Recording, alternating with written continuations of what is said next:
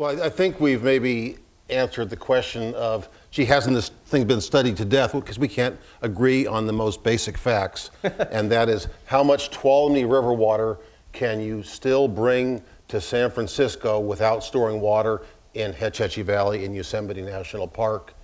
Studies that I've done, that UC Davis has done, the federal government has done, say it's 95% and upward. So you've got to make up that 5%.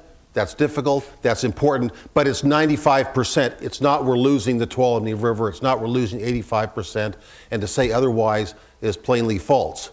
And that's why we need to have a real discussion, not this, which is a discussion about having a discussion that these folks don't want to have, with city officials and environmentalists and academics and engineers to talk about how to make the system work without storing water in the national park. And I think you'll find you'll be able to move 95 or more % of the water. You'll be able to generate probably still 80% of the hydropower.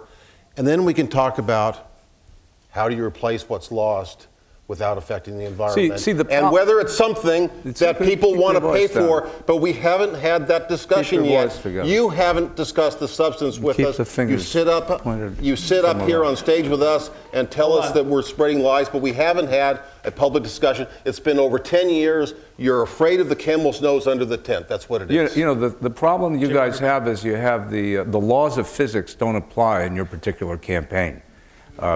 This is a system that's been studied and operated for 80 years since the water first came in the early 1930s. Since that time, never has somebody turned on the spigot and water not come out. It is a absolutely reliable system. Think about how important that is. This is climate one. We're talking about a world in which we're going to have less snowpack, the experts predict. Water is going to be harder to come by.